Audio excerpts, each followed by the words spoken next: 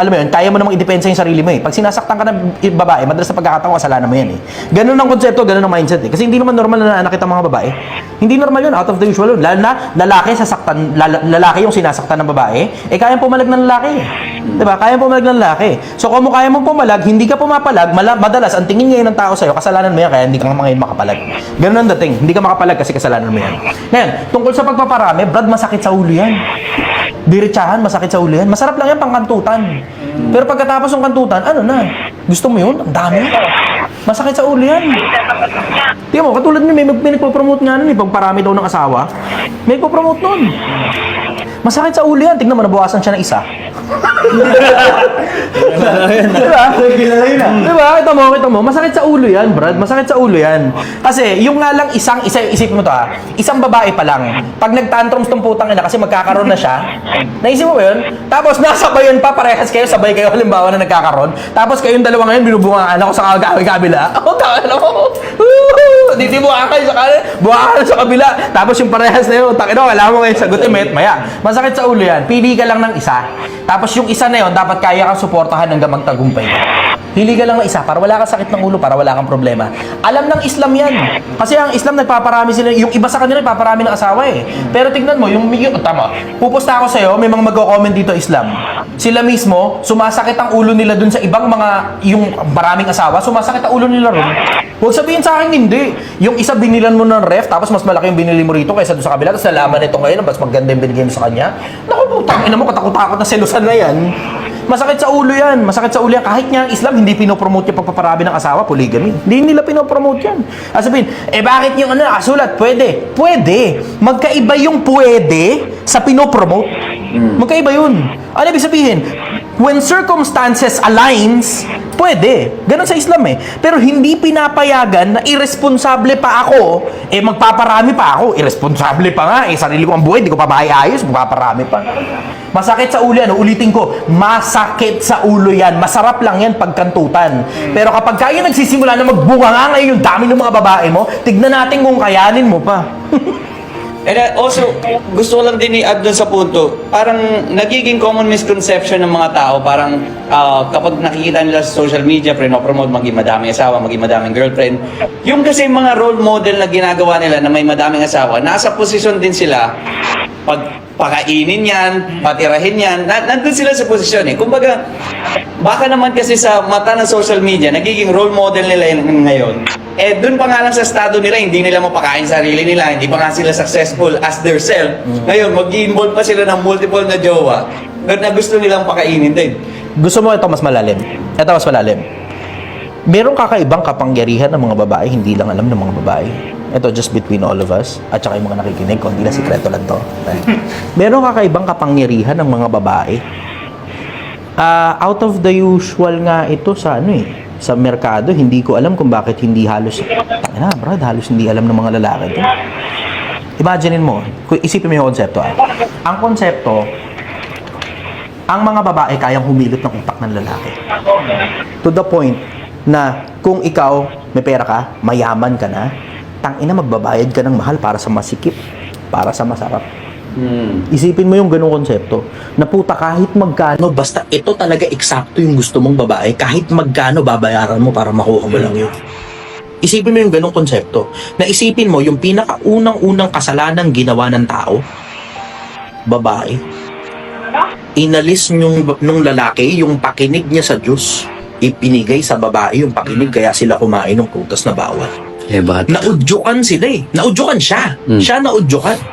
Pero yung babae, isipin mo, di ba?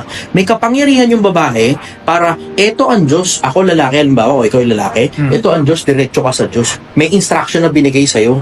Tapos yung babae, nagbigay sa'yo ng instruction, yun yung sinunod mo. Merong kapangyarihan ng babae para i-deviate yung isip ng lalaki sa kung ano man ang gusto niya, papunta ngayon dun sa gusto ng babae. May ganong kapangyarihan. Tignan mo, pinakamatalinong ginawa ng Diyos si Solomon. Sa Islam, si Sulaiman. Pero isipin mo, sa dami ng mga naging babae niya, ang pinakamalaking mabigat na kasalanan niya sa Diyos, gumawa siya ng mataas na muog ni Baal. Dahil sa babae. Isipin mo yun na, yung si Solomon, diretso sa Diyos, binigyan siya ng karunungan, hindi biro. Baka nga mas matalino pa siya kaysa kay Adam eh. Diba? Isipin mo, pinakamatalinong taong ginawa ng Diyos si Solomon. Pero nailihis yung talino niya nung yung babae na nag-request sa kanya na gumawa ng ibang Diyos-Diyosan. Isipin mo yun. Hindi mo lang alam kung gaano ka makapangyarihan ng mga babae. Ito ngayon ang problema mo. Kumuha ka ng isa. Ano ang bal mo? Kanina? Tapos ito, nasusway na ngayon yung isip mo. Kumuha ka pa ng pangalawa. Tang ina mo, ito po, nasasway na rin yung isip mo rin. Kumuha ka pa ng pangatlo, pang-apat, pang-lima. Isipin mo yung konsepto na hindi ka na ngayon makapag-focus sa goal mo kasi ang na-focus mo na yung maliit na putang inang butas na masarap. Marami akong kilalang mga taong bumagsak dahil sa babae. Ito pa, karamihan ng mga bansa na malalaki, na may diferensya yung presidente nila sa babae, yung presidente bumabagsak. Malaking kabagsakan yan kapag nagparami ka, Brad. Malaking kabagsakan yan. Maraming kaharian ang bumagsak dahil sa mga babae. Isipin mo na lang, yung Trojan War, diba? Si Helen, Troy, diba? Tangina, nag-aaway sila nun dahil sa babae. Meron pa akong mga malalaking research tungkol dyan. Na syempre, hindi ko lalabas kasi pampersonal ko lang yun. At saka hindi kasi masyadong maiintindihan ng publiko kasi I will say boring. Boring. Yun muna, pansamantala sagot ko. Ingatan nyo sarili nyo sa pagpaparami ng mga babae. Masakit sa ulo yan. Ulitin ko, masakit sa ulo yan. Kung yung mga hari kayang bumagsak dahil sa mga babae, sino ka para hindi bumagsak pag babae ang pinag-uusapan? Ako nga 3 months lang. Pero tingnan mo, 1 year yung iniyak ko eh. And a lighter question lang din dyan. Kapag para dahil lumalim tayo ng bahagya. Napansin ko sa mga nakikita natin at one point in their life sa mga lalaki, meron talagang sumira ng puso natin. No? Nagsimula, ikaw din sa mga nagsimula. Sakit sa ulo, no? Nung high school.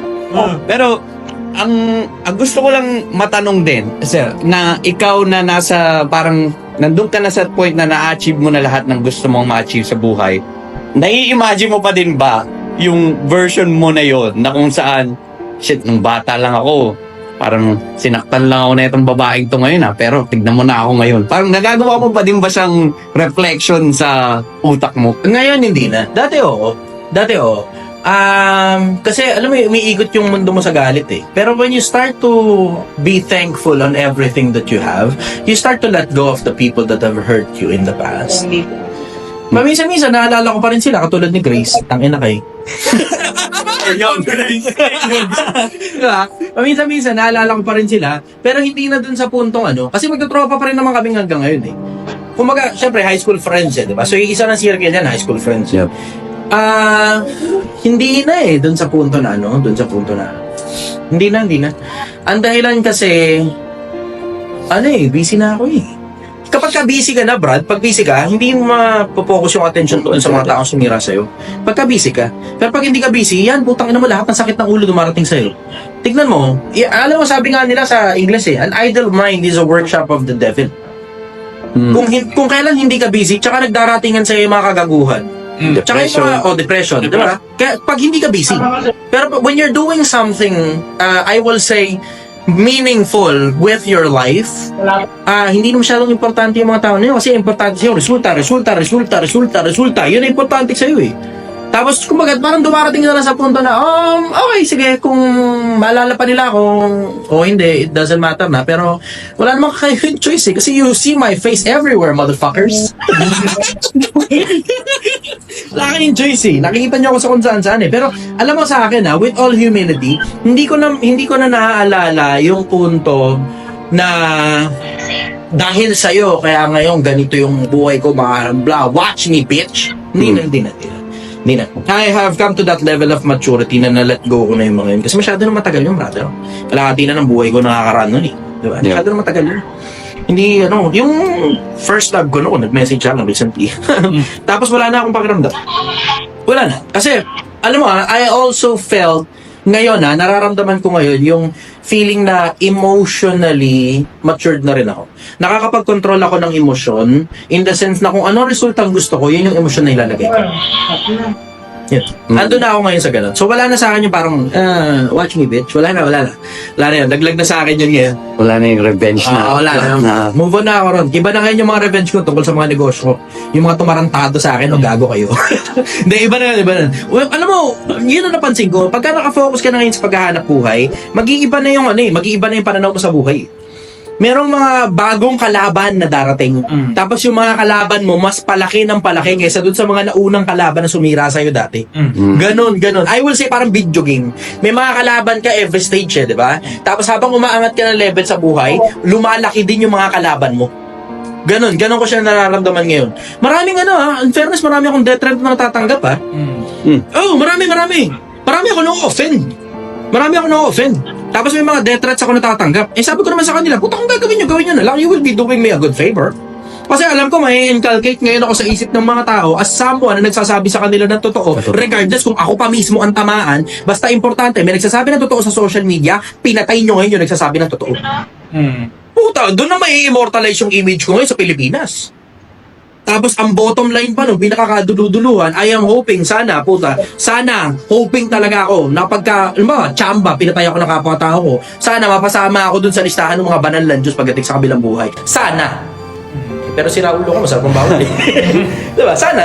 Ayun, hoping lang ako. Hopya lang ba? Hopya. Baka sakali. O yun ang sagot ko. And sir, to move on lang with a different topic. Now naman with social media, lalo na ngayon sumisikat ka. Isa sa mga recently sikat na topic yung diploma versus diskarte. Now, maganda yung isa sa mga video na napanood ko sa'yo, sir. Maganda yung sinabi mo na parang it's best to have something that you don't need than to need something that you don't have. Kumbaga, kung kailangan mo yan tas wala ka niyan, mas nasa maling posisyon ka. And I think karamihan ng mga Pilipino namamali yung interpretation nila dun sa word na yun. Kasi yung iba, kahit wala naman talaga silang tunay na diskarte na magpapakain sila, pinipili pa din nila yung diskarte. So, eto, ilalagay lang kita sa hypothetical situation. Now, paano naman kung ikaw, estudyante ka, working student ka, and habang tinatapos mo yung kolehiyo mo, nag-i-start ka din ng side business, kumbaga. Now, during those years na patapos ka na ng ng college, nagkaroon ka din ng opportunity para mapalago pa tong business mo. Kasi nga, nag-boom na siya, nag-click na siya sa market, binibili na siya. Would it still be logical to do the diploma, or would you drop out and focus on the business instead? On that specific situation na binigay? Specific yung situation na binibigay mo sa akin. So, sasagutin ko rin yan specifically. Although wala masyadong pakinabang yan sa majority ng Pilipino. Bakit? Kasi tignan mo yung konsepto na halimbawa, ikaw meron kang business na binabanatan, tapos yung business mo lumalago na, tapos nag-aaral ka pa ng kolehiyo. You have now the option para ituloy itong negosyo para palaguin ang gusto. Diba? Pero gaano karaming Pilipino lang ba ang merong option na tulad sa kanya? Diba? So, very specific yun. So, magkakaproblema ka ngayon dun in the sense na, sige, sabihin na natin, kunyari, kailangan niya mag-drop out. Pero, ito ang problema. Hindi naman karamihan ng Pilipino magsimula ng negosyo, umuusad ang negosyo If you look at the statistics, 95% ng halos lahat ng negosyo namamatay sa unang 5 taon pa. Diba? Pumapalpak Halos lahat ng negosyo pumapalpak sa unang 5 taon. Umaangat pa yan to somewhere close to 96-97% sa unang 10 taon. Tignan mo, gano'ng karaming negosyo ang tumagal ng 10 taon? Yung totoo. Yung mga pinakamalalaking brand lang. Tignan mo, ilan taon ba? 23. 23 din. Wala, okay. Hindi pala. Sasabihin ko sana sa inyo, tingnan mo, merong mga, sabagay, alto susunod kasi kayo pero sa amin kasi noon, sa mga mahirap na lugar, merong mga chichirya noon, mga maliliit na chichirya, katulad ng Mojaco, na ngayon hindi ko na nakikita yung Mojaco sa merkado Marami akong mga nakikitang nabibili noon sa tindahan namin, na ngayon hindi na nabibili. Yung ewan ko, yung pintura bubble gum, hindi mo alam. Lumpia, yung mga... Yung lumpia meron pa rin, pero isang piraso na lang ngayon. Dati 3 yun Tatlo, dati. Marami, yung Voltes 5 nga, parang wala na yata Yung Voltes 5 na may spinning top pa sa loob. Wala na yun, hindi ko na nakikita sa merkado yun. Isipin mo, matagal na yun sa merkado pero nawala pa din. Yung pinakamalalaki, teka mo, Toys R Us sa Amerika. Yung nadala ng pandemya, nag-bankruptcy sila. Isipin mo, ang tagal na negosyo na, nag-bankruptcy pa. Ang laki nila. Halos lahat, parang yung Toy Kingdom dito sa Pilipinas. Meron ganun sa Amerika. Doon nga yata nila kinopia yung konsepto ng Toy Kingdom dito sa Pilipinas. Hindi ko alam. Pero yung Toys R Us sa Amerika, bankrupt yun. Nag-bankrupt. Isipin mo kung yung mga malalaking negosyo nagbabankrupt. Ano ngayon ang assurance mo na kapag binanata mo yung negosyo na yan, papaldo ka talaga ng pera? Diba? Very specific yung niche na sinabi mo. Pero hindi applicable yan sa lahat ng Pilipino. Pero tignan mo, pansinin mo sa social media, banata natin on a general aspect. Gusto mo na magpa-viral? Eto, tignan mo. Pilipinas, pakinggan ninyo ako. Pwede yan. Halos lahat ng nagsasabi na huwag ka nang mag-aral, ipang-business mo na lang ng pera, yung pera, may binibentang course. Magtataka ka. Bakit sinasabi mo ngayon na huwag na lang mag-aral, ipang-business na lang yung pera? Eh, ba't nagtayo ka ng course mo? Gago ka. Tangina ka eh, di ba? Akala ko ba sabi mo huwag mag-aral? Bakit ngayon may course ka? Tangina mo eh, di ba? Ano ginagawa mo? Hinihilot mo ang utak ng tao para ialis ngayon yung konsepto na buong-buo na sa daan-daang taon. Gumagana ang kolehiyo. Dati pa.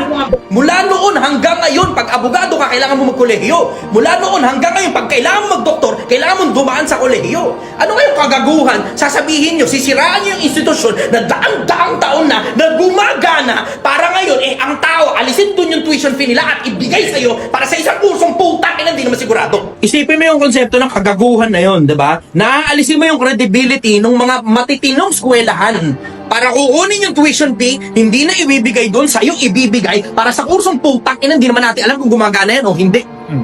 Huwag akong gaguhin, tangina matagal na akong buhay. Yung mga nagsisipag sabi na wag na ikaw kumuha ng diploma, dumiskarte na lang. Tignan mo, sila mismo may binibenta course.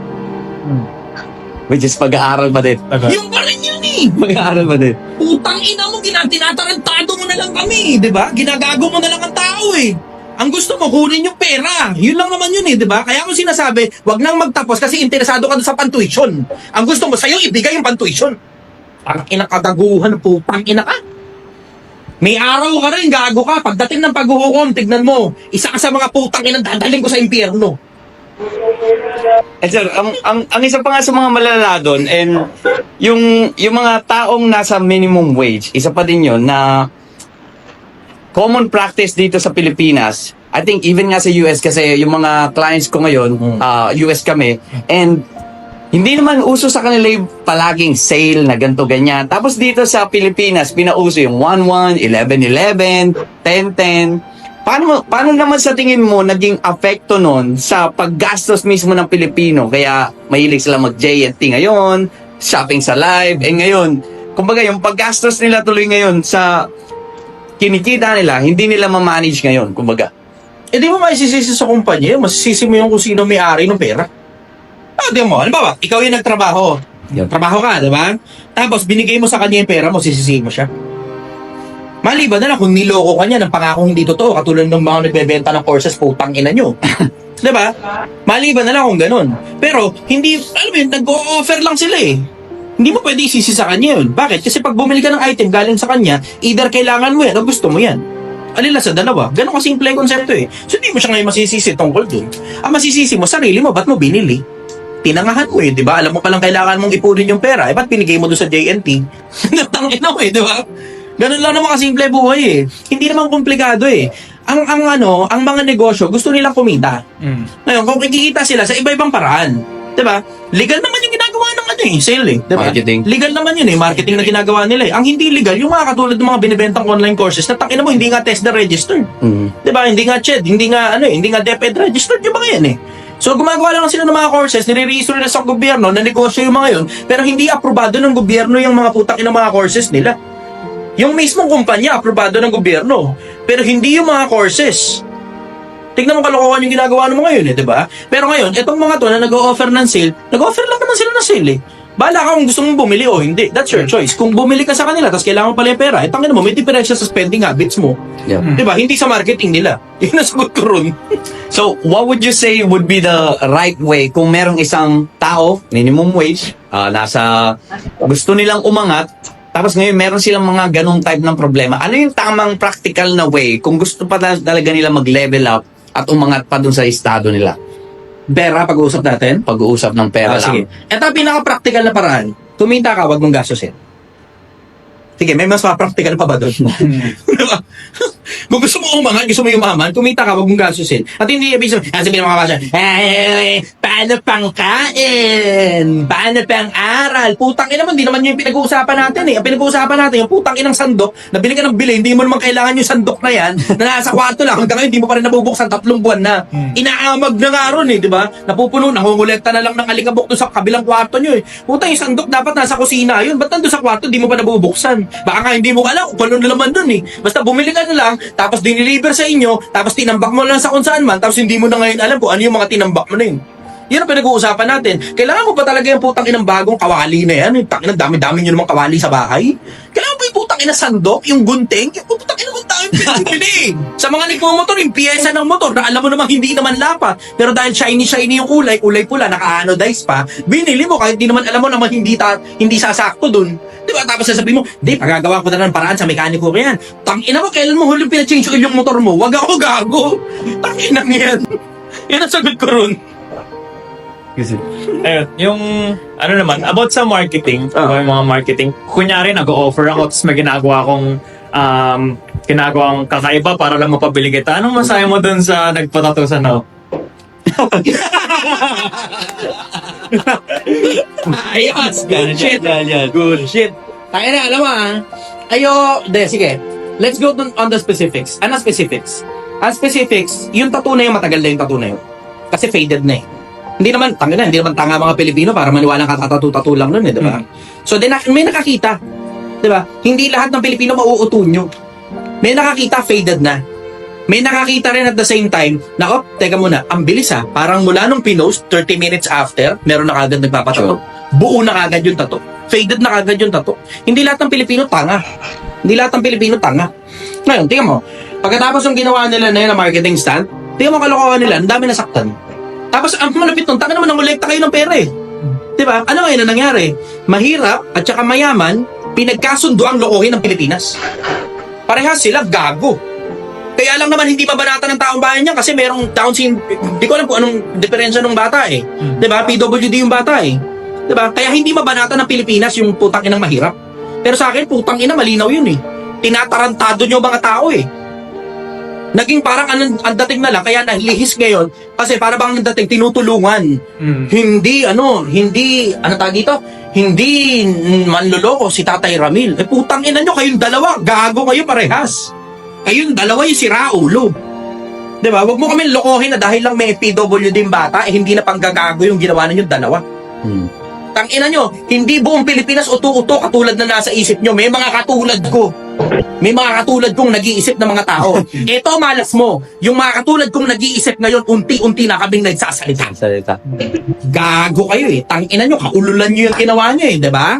Tapos akala nyo, pag nag-sorry, tapos na. Hindi nakakalimot yung mga katulad namin. Yung mga bobo lang yung mga nakakalimot, pero yung katulad namin, hindi kami nakakalimot. Nagpapatawad kami, pero hindi kami nakakalimot. Sa akin, simple ang konsepto. Kung gusto mong gumawa ng marketing, siguraduhin mong walang masasaktan. Diba? Tangina nyo eh, diba? Biro mo, parang lumalabas ngayon, pagka pala may anak ka na PWD, okay lang palang manloko ka ng kapwa-tao. Sige. Excuse na pala yun. Tangina nyo eh, diba? May mga kakilala rin naman ako, dun sa lugar namin sa squatters area. Meron kasi kung hanggang ngayon, may mga squatters area pa rin ako, may mga lugar pa rin ako dun eh. Hanggang ngayon, meron pa rin, yung isang kapitbahay namin dun, may PWD anak, hindi naman loloko yung mga magulang. Matitinong mga tao sila. Pero yung ginawa ninyo, tangina nyo. Tangina nyo. Tangina nyo. Tangina nyo. To change the topic a little bit. Okay, sige. And eto naman, related to sa isa sa mga videos mo, nakita ko din doon ang sinabi mo, parang yung kabataan ang susunod na lahi ng Pilipino. Ngayon, paano naman sa tingin mo nakakaapekto yung social media, yung mga bagong trending kung saan na puro sayaw, nakalaswaan, alog-alog na mga sensitibong parte ng katawan nila. Paano sa tingin mo nakakaapekto yon sa mga kabataan ngayon as susunod na lahi ng Pilipino? Putang ina. Diretso, putang ina. Alam mo, hindi nakakatuwa yun eh. Kaya nga, just to add variation. Kasi ganito eh. Let's just put it in a context na Pandora's box kasi ang internet eh. Ibig sabihin, it can be used for extreme good. And it can also be used for extreme atrocity. Mapapakinabangan yan sa parehas na kabutihan na extreme. Tapos mapapakinabangan din yan sa extreme na kagaguhan katulad ng ginawa ng putang ina. Diba? Ngayon, it's just a matter of, I will say, kung ano interest ng tao. Pero yung interest kasi ng tao nasusway sa iba't ibang panig. Ang isa sa mga pinakamalalaking factor to consider, yung kung paano pinapalaki ng mga magulang yung mga anak nila. Kasi if you instill to 22 sa is ng kawikaan, turuan mo ang bata sa daan na dapat niyang lakaran. Pagka siya'y tumanda, hindi niya hihiwalayan. Kapag nakapag-instill ka ng magandang value sa anak mo, tignan mo yung anak mo, hindi masyadong mahilig manood ng porn. Pag naka-instill ka ng maayos na mindset sa anak mo, yung anak mo, tignan mo, hindi kakalog-kalog ang suso sa social media. Kasi tignan mo, yung mga magulang ninyo, sigurado ko matitinong magulang. Tignan mo, ngayon kayo, nag-i-interview kayo ng mga tao, kaya nga pinagbigyan ko kayo kahit wala namang pambayad, di ba? Kasi simple lang naman sa akin ang konsepto eh. Gusto kong tumulong doon sa mga taong matitino ang isip para magkaroon ng variation sa social media. Kasi yung mga kalog-kalog suso na yan, hindi mo na matatanggal yan. Hindi mo na matatanggal yan. That's there to stay. Pero ang gusto kong mangyari, magkaroon ng variation sa social media na hindi puro ganun lang ang nakikita ng taong bayan. Kung gusto mo ng katalinuhan, gusto mo ng taba ng utak na may konting pagkasiraulo pa minsan-minsan para atsara, dito ka ngayon makinig. Simple, di ba? Ganun ang konsepto sa akin. Magkaroon ng variation sa social media. Ngayon, it's up to their parents kung paano nila palalakihin yung mga anak nila. Tapos, at the same time, tumutulong din ako na kung sakali bang mali yung pagkakapalaki sa'yo ng magulang mo at bopo talaga yung mga putang inang naglabas sa'yo dito sa mundo dahil wala silang kayang ituro. Bukod sa gumawa ng gumawa ng anak, gumawa ng anak. Kasi masarap yun, lalo na pag wala kayong ilaw. Happy yan di ba? O, ngayon, meron ngayong mga katulad ko na baka sakaling pag nakinig ka sa akin, baka may matutunan ka. Mga maliliit na bagay, nuggets of information, nuggets of wisdom that you can inculcate in your mind, that you can use for the rest of your life. Yun ngayon ang para sa akin. Magkaroon ng variation. Sawa ka na dyan sa mga ganyan. May mga tao naman kahit paano na magtuturo ng katinuan na at the same time tunog si Raulo pa rin. Yun. Balance sa mundo. Balance brother. And actually, magandang ipasok dito yung one of the laws of the universe is cause and effect, di ba? And you mentioned, yung reason mo nga kung bakit ka nasa social media is para makatulong din sa mga taong kailangan marinig yung mga salitang deserve nilang marinig, kumbaga. And considering na yun yung cause ng paggawa mo ng mga content sa social media, a personal question would be, what has been the effect to you naman? Isa sa mga na-mention mo, na-receive ka ng death threats, but are there any positives na tingin mong you put out there? Ano naman yung mga positives na tingin mo na na-receive mo? I will say ngayon, halos lahat ng comment positive. Halos wala na mga basher eh. Kaya ako, siguro nasuya ang mga basher. Basher, kailangan ko kayo, bumalik nga kayo. Naako ko kasi ng debate yung mga basher. Tapos pag nare-realize nila, tangin mo, mapalag tong page. Sabi nga yung sekretary ko, may comment daw dun. Sabi, sir, pumapalag yung page, sabi dito. Alam mo, hindi. Isipin mo yung konsepto kasi sa akin, na ito social media ko kasi, parang extension ito ng personal kong social media. So, di yung page, extension yun ng personal ko social media. Everyone are welcome. Lahat kayo welcome. Everyone is welcome para mag-comment kung ano man ang gusto mo sabihin. Pero I will hold you accountable doon sa sinabi mo. Kaya nga siguro, nauubos sa mga basher kasi pinapalagan ko eh. Meron pa nga iba, hinamo ko ng debate. May mga iba, pumalag pa sa akin sa debate. Ewan ko kung napanood yung isang debate ko ron. Pumalag sa akin sa debate, live. Nilabanan ko ng debate yun. Nag-i-enjoy kasi ako sa ganun eh. Pero alam mo, ngayon tungkol doon sa tanong mo, positive naman na natatanggap ko galing sa mga tao. Ito, recently, merong isa, well, actually, parang tatlo sila eh. Tatlo sila magtutropa, tapos nag-iisip magpakamatay. Tapos nakita ko sila, tapos nakita nila ako, tsumamba lang. Nasa nasa Maynila ako nun. Tapos, hindi ko alam, totoo, hindi ko talaga alam kung problema nila kasi hindi na rin ako nagkaroon ng pagkakataon na matanong sila pagkatapos ng programa kasi kinailangan nilang umuwi kalagitnaan ng programa. 2 oras ako kung mag-live eh. Minsan 3 pa eh. So, anong nangyari, kwentuhan, bago magsimula yung live, tapos umiiyak yung 3, lumapit sa akin. Tapos ang sabi, yun nga raw, nag-iisip nga raw silang tumalon na dun sa tulay kung saan kami nag-live. Tapos yung chamba na alam ko parang, alam mo, diretso hindi ko sigurado kung silang 3 yung gustong magpakamatay, pero sigurado ako 100% yung isa dun. Pinost ko nga nasa, yung mukha niya nandun, pinost ko ron sa page. Kasi wala silang dalang cellphone nun eh. Wala silang dalang cellphone. Mahirap lang talaga, mahirap lang. Tapos, ewan ko, siguro baka may sakit siya. hula ko lang. Kasi hindi na nagkaroon ng pagkakataon makapag-usap kami pagkatapos nun eh. Basta sinabi niya, siya mismo may sabi, nag-iisip na nga po kami ang sabi, kami na magpakamatay para tumalo na lang dito sa tulay. Tapos sabi, siguro, tsamba po, ngayon nandito kayo. Tapos umiiyak sila. Isa lang yun. Isipin mo yung dami nung natatanggap ko sa inbox. Brad, ang dami. Ang dami. It goes as wild as may nagpapadala ng suso nila, pepe nila pictures. Tapos nire-replyan ko rin yung mga yun. Hindi ko pinagbabatihan yung mga yun. Kasi, nakakahawa ako eh. Doon na lang ako sa porn. Pero yung mga yun, nakakahawa ako rin sa mga yun eh. Nagre-reply ako sa kanila, salamat sa pagmamahal at suporta. Tapos hindi na sila ulit magre-reply. Siguro mahihiya sila pagkatapos nun, diba? Pero, it goes as wild as yung magpapakamatay na dapat sila. Tapos, nung makita yung video na, na katulad nun, yung purpose of life, pumutok yun eh. Sa social media. Tapos yung isa pang video ko tungkol sa depression, diba? Na lahat naman tayo, lahat tayo may ganun eh. Lahat tayo merong ginawa ni ganito yung ganyan sa akin. Lahat tayo may ganun. Lahat tayo merong pumalpak ako dun sa ganun, ayoko na mabuhay. Lahat tayo merong ganun. Pero ngayon nakikita ko ang daming nagsisend sa akin sa inbox. Sigurado pagkatapos itong interview na to, mapanood to ng taong depressed, maintindihan niya kung ano ibig ko sabihin eh. Na mga yan maraming nagpapasalamat kasi alam mo yun, dumating dun sa punto ng buhay nila na bagsak, lugmok na lugmok sila tapos someone cared for them. Yan ngayon yung nakikita ko. Nakikita ko yung pagpapasalamat ng mga tao. Tapos ngayon, unti-unti, nare-realize ko, tangina may pakinabang pala ako sa mundo. Basta ang alam ko lang, itong taba ng utak na meron ako ngayon, pinaghirapan ko sa mahabang panahon as a defense mechanism and also an attack mechanism sa kung sino man tatarantato sa akin.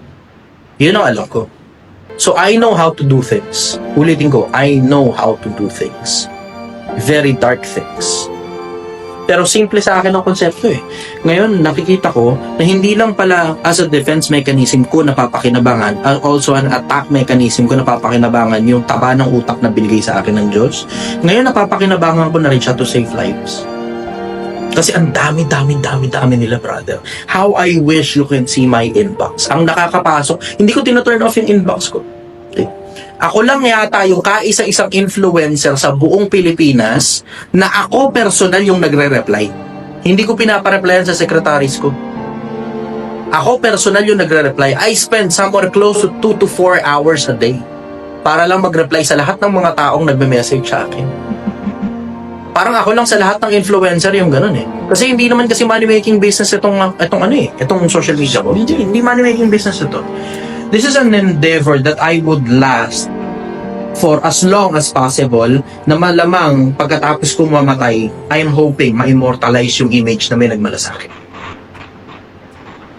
And ngayong naririnig mo yung mga type ng impact na yung message mo putting out there in the world and merong mga taong nakakarinig na talagang para sa kanila to, na meron mga naligtas galing sa depression, would you say that's your calling? Hindi ko alam. Hindi kasi ako spokesperson ng Diyos eh. Hindi ko alam. Alam mo, maingat ako sa pagsasalita ng tungkol sa Diyos kasi may respeto ako sa Kanya. Kahit, sige, siraulo ako, diba? Sabihin mo, hindi ako sumusunod. Pero whenever I use His words, I have outstanding respect na ayokong mag-claim ng kahit na ano na alam ko sa sarili kong hindi ako sigurado. So, ang sagot ko ron, hindi ko alam. Kasi calling diba? It's as if para bang pag sinabi kong oo, ito yung calling ko. It's as if para bang representative ako ng Diyos para sabihin ngayon sa'yo kung ano yung sabi ng Diyos. Hindi ganun. Hindi ganun. I am a regular person, an ordinary human being na nagbabasa lang ng mga librong libo-libong taon na ang tanda. Ngayon, ikaw na ang bahala sa isip mo na magsabi kung tama o mali yung sinabi ko base sa konsensya mo. Bahala ka na. Pero ako, ang bottom line sa akin, simple. Hindi ako spokesperson ng Diyos. Hindi. Hindi ako para magsabing, oo, ang Diyos ang may sabi, calling ko yan. Never ako magkakaroon ng ganong claim na sobrang outstanding, na para bang ang dating, ako yung tagapagsalita ng Diyos. Hindi mangyayari yung bakit. Pero ang sagot ko ito, maraming nagbe-message sa akin. na sila mismo ang nagsasabi nung epekto sa kanila nung sinabi ko. Tapos merong mga negative na mga effects. Tapos meron ding mga positive effects. Tapos yung positive effects, it outstandingly outweighs the negative effects na masasabi ko personal na mas nakakatulong sa mga tao yung bunganga ko kaysa nakakaperwisyo ako sa kapwa-tao ko. Yan ang sigurado ko. Mas nakakatulong sa kapwa-tao ko yung bunganga kong busalsal kaysa nakakaperwisyo sa kapwa-tao ko. Ang pinagbabasihan ko, yung greater majority ng mga tao na sa kanila nang gagaling yun, hindi sa akin. Yun ang sagot ko. Risk to reward ratio. Risk versus reward ratio.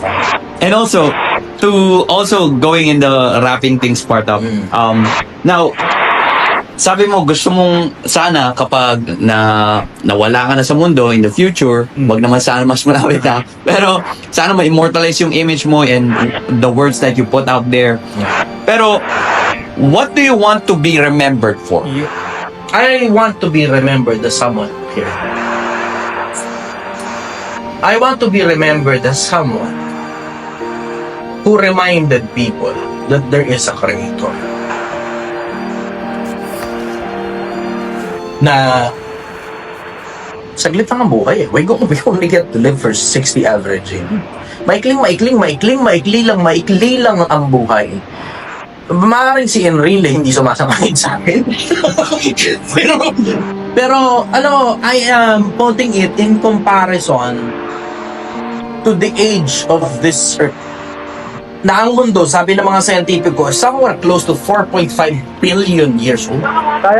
Ang universo, sabi ng Hubble Space Telescope, yung mga scientificong gumamit ng Hubble Space Telescope, somewhere close to 13.7 billion years old ng universe.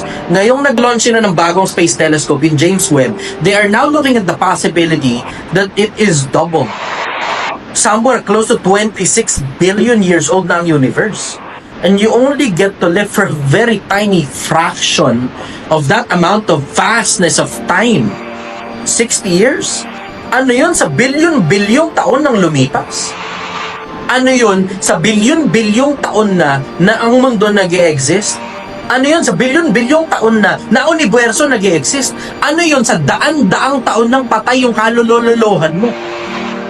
Ano yun sa mga taong nauna sa'yo mula nung pinanganak ka na ngayon mga patay na kinakainan ng lupa, baka yung iba sa kanila abot na? Ano yun? Yung 60 years? Wala, gapirot lang yun. Tapos ito pa, merong walang hanggan na hinaharap na kung walang Diyos, kung walang gumawa sa lahat ng bagay, walang bagay na nagmamatter. Pero kung merong Diyos, yun lang yung kaisa-isang bagay na importante, wala nang iba. Yung kayabangan na ginagawa niyo sa social media, yung mga pa flashy na sports car, yung mga paganda-ganda ng bahay. Tanga, paglipas sa 100 taon, wala na yung bulok na lahat yan. Yung sports car mo, ibang tao na may-ari niyan. Yung bahay na pinaghirapan mong ipundar, yung mansyon na pinaghirapan mong ipundar, iba na nakatira dyan. Worse, baka ibang tao, hindi mo kamag-anak kasi ibinenta na yan nung mga ibang kamag-anak mo na nagmana nung kayamanan mo na hindi kayang ipagpatuloy yung legacy mo. Alam mo, overall, ang gusto kong maiwan sa mundo, pag wala na ako rito, merong nagmalasakit. Tapos merong nagpaalala sa'yo na may gumawa sa'yo. Yun ang puto.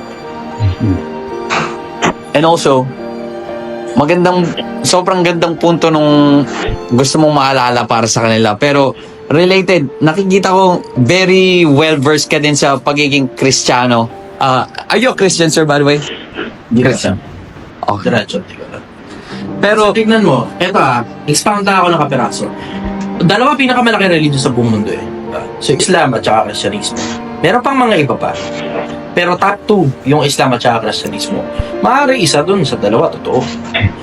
Hindi ko lang alam kung alin. Pero I would rather be a kind person and I would rather be a gentleman.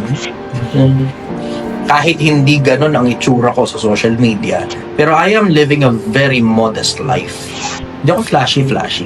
Hindi ako masyadong mayabang. Kasi laging ang wakas ng kapalaluhan ay kahihiyan. Laging ang dulo ng kayabangan pagkapahiya. Nakita niyo ang nangyari kay Mojica, di ba? Nakita niyo ang nangyari kay Miano, di ba? Bakit? Ano nangyari? Bahala na kayong tumimbang kung ano nangyari sa kanila. Pero, hindi ako maglalabas ng mga sports car, mansion. Hindi eh. Kasi, alam ko kasi na ang bilin sa mga mayayaman sa mundo, sabi ni Pablo, ang bilin sa mga mayayaman sa mundo, maging maibigin sa pamamahagi. Hindi magyabang. Ang bilin sa magkabilang libro, yung top 2 sa buong mundo, na Biblia at saka Quran, ang bilin, live a modest life. Huwag kang mayabang. Maaaring marami kang pera, pero hindi yan para ipagyabang. Huwag magmapuri ang mayaman sa kanyang kayamanan. Huwag magmapuri ang pantas sa kanyang kapantasan. Diba? Huwag kang mayabang. Bakit? Kasi lahat ng bagay na ipinagyayabang mo, tangina mo, hiram lang yan eh. Pagdating nung panahon na patay ka na, tignan natin kung kanino mapunta yan. Diba? Ang yabang mo, putang ngayon, sobrang yabang mo ngayon dahil dami mo pera, bundle ng putang ina, kaya mo puloy itong buong lamesa ng sobrang daming bundle ng putang inang pera. Tignan mo, pag nagyera ang Pilipinas at saka China, tignan natin kung saan makarating ang piso mo. Ang tunay na paraiso ay wala sa piso, sabi doon sa kanta. Follow up. Ang follow-up ko lang, regarding dun sa yung you want to be remembered for, kung gagawan ka man ng libro, ano yung gusto mong title ng libro? I haven't thought of it well enough, pero I will say there is a God.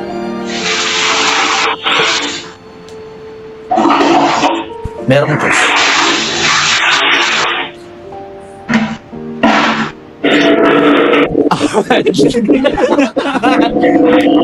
Hindi ka makakapalag kapag gano'n ito. Hindi talaga eh.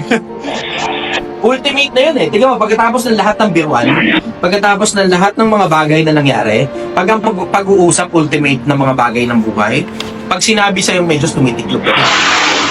Basic human instinct yun eh. Ngayon, sasabihin yan, may mga ateista eh, diba? Sasabihin, di kami naniniwalang may Diyos, bla bla bla bla bla bla bla. Magkakaintindihan lang yan pagdating mo sa kabilang buhay. Pero bakit mo ipipilit na wala? Walang assurance yan, brad. Walang assurance yan. Bakit walang assurance? Kasi tignan mo yung konsepto na kunyari wala talaga Diyos. Kahit ano gawin mo, ayos lang, di ba? Okay lang, kahit ano gawin mo. Paano kung meron? Tangina mo, yari ka ngayon. Pagdating sa Submission. diba?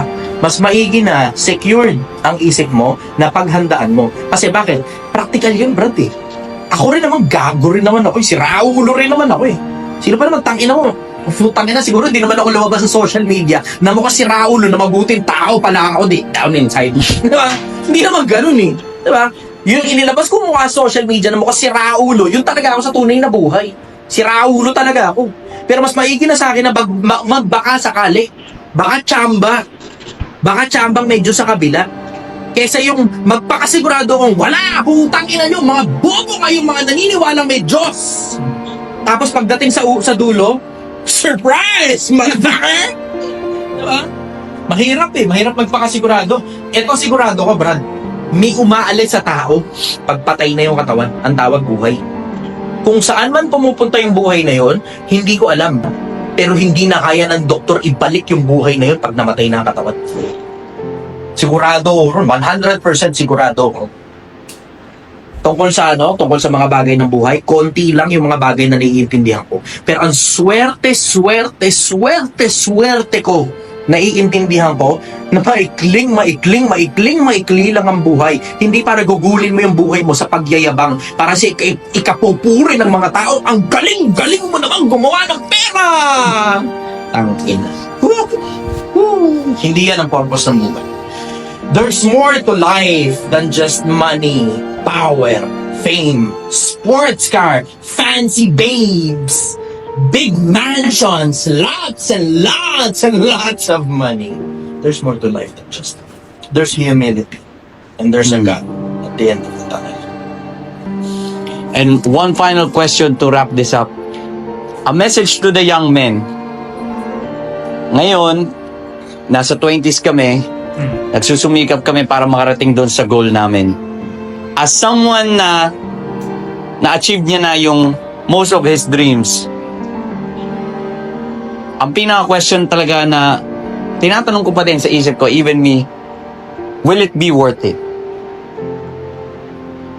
Ikaw ang makakapagsabi nun. Kung buhay ka pa. Kasi hindi mo naman alam kung ano yung lalabas ng susunod na araw. Diba? Kabataan, alalahanin nyo rin naman ang mailalak sa inyo sa panahon ng inyong kabataan bago dumating ang mga masasamang araw. You wouldn't. Paglabas natin dito, sigurado ka pang buhay ka pa. Diba? Pagtulog mo sa gabi, sigurado ka pa magigising ka pa. Paglabas mo ng bahay nyo, pagkatapos itong interview, umuwi ka ng bahay ninyo, paglabas mo ng bahay nyo, sigurado ka bang hindi ka mababangga? Sigurado ka bang hindi ka matsatsambahan na meron kung sino mang siraulong nagpakutok ng baril sa taas tapos yung bala nun hindi sa'yo tatama? Sigurado ka ba na yung sistema ng katawan mo ngayon maayos na maayos, yung utak mo na nasa loob ng ulo mo, sigurado kang hindi ka mai-stroke anytime soon? Sigurado kang hindi ka ma-aneurysm anytime soon na putang ina mo isang pitik bukas patay ka na, katulad nung nangyari kay Jovit Baldovino. Bata pa siya.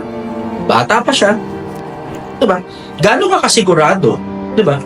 Tayo, lahat tayo. Para tayong mga anino, sa isang sandali lumilitaw pagdakay na papaawi. Parang mga bulaklak. May mga bulaklak na nasasagasaan sa tabi ng kalsada kahit hindi pa sila nagsisimulang mamukadkad. Meron din namang mga bulaklak na namumukadkad ng gusto at nagtatagal ng saglit. Pero pagkatapos nun, lahat ng bulaklak natutuyok na mamatay. Gano'n ka kasiguradong sulit yung tinatrabaho mo? Hanggang sa dulo, mananatili pa rin akong sumasagot ng mga tanong. Mananatili akong hindi interesado sa politika. Mananatili akong hindi interesado sa pera. Mananatili akong hindi interesado sa kasikatan, sa kayamanan, sa kapangyarihan, sa katanyagan. Mananatili pa rin akong sumasagot sa mga tanong ninyo.